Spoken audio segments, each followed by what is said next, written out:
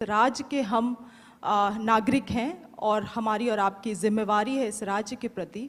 हम जानना चाहते हैं सर कि व्यक्तिगत रूप से आपका क्या टेक है स्थानीय नीति में, और 1932 के बारे में आप व्यक्तिगत बाबूलाल मरांडी जी क्या सोचते हैं? देखिए, पहली बात तो मैं ये कहूँगा कि कोई भी व्यक्ति किसी भी राज्य में अपने राज्य के बच्चों के प्रति पहला उनका सोच रहता है कि वो यहाँ के बच्चों को अवसर मिले। तो बाबूलाल मरांडी वो उससे बिल्कुल अलग नहीं है,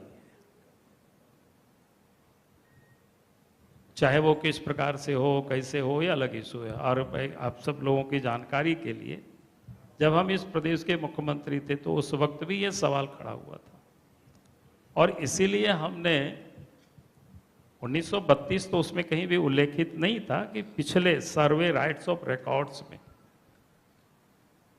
जिनके पूर्वज के नाम दर्ज हो उनको स्थानीय माना जाएगा। इसको हम लोगों ने अंगीकार किया था, इसको हम लोगों ने स्वीकार किया था। बाद में जो भी हुआ, उसके बाद फिर कोर्ट गया, कोर्ट से मामला फिर निरस्त हुआ, तो सबको पता ही है, उस बात को मैंने जानना नहीं चाहता हूँ।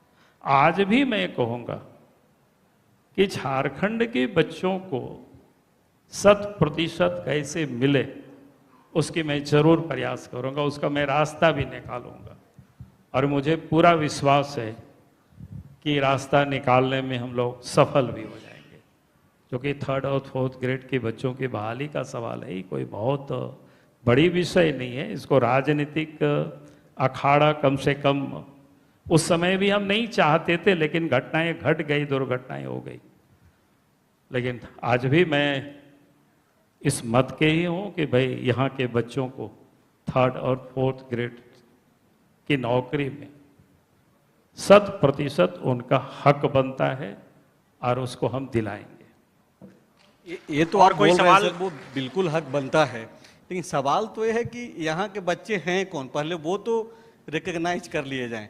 क्योंकि बीजेपी सबको पता है 1985 लेकर के आई बीजेपी, 1985। क्या बाबूलाल जी, जो शिल्पी जी का जो सवाल है उसमें नहीं, मैं ये कहूँगा कि यहाँ के बच्चे कौन है उन सबको पता है, और इस टेक्नोलॉजी के युग में जी उसको बड़ा आराम से निकाला जा सकता है। इसलिए मुझे नहीं लगता है उसको कोई खोजने में या निकालने में कोई कठिनाई होगी। इसलिए मैंने कहा कि उसको राजनीतिक और कानून की पेचीदगी में ना पढ़ करके हम ऐसी रास्ता हम निकालें जी कि यहाँ के बच्चों को अवसर मिले 100%, और ये हम लोग दिखा देंगे। एक सवाल सामने से कि भाई ये जो पत्थरों की खदानें हैं, गांव के लोगों को मिलेगा, वहीं के रैयतों को मिलेगा, गांव के लोग नहीं तो उस पंचायत के लोगों को मिलेगा सेकेंड प्रायोरिटी, या फिर उस जिला के लोगों को मिलेगा 3rd प्रायोरिटी।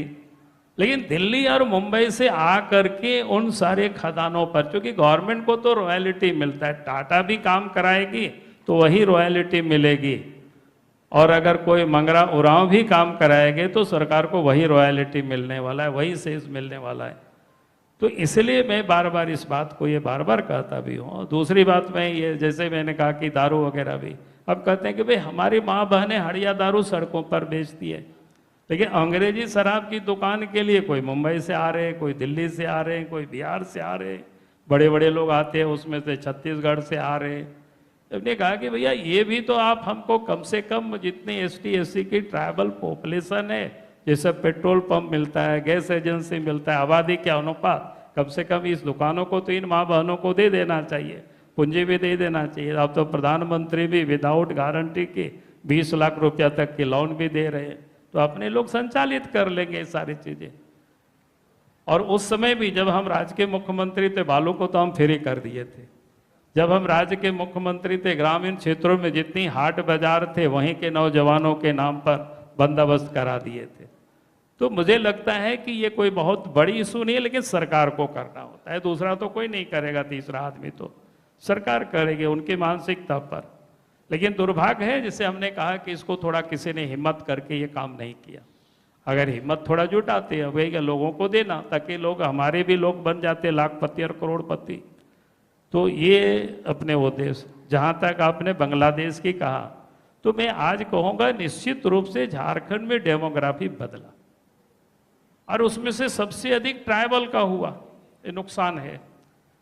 अब अगर पूरे झारखंड का देखेंगे तो 35 या 36% करीब आबादी थी 1951 में, आज 26% है। अगर 2021 में कोरोना के कारण सेंसस नहीं हुआ, सेंसस होगी तो लगता है उसमें भी कमी आएगी। और विधानसभा का या लोकसभा का जो पुनर्गठन नहीं हुआ, अगर पुनर्गठन होता तो फिर हमारे सीटें भी घटेगी।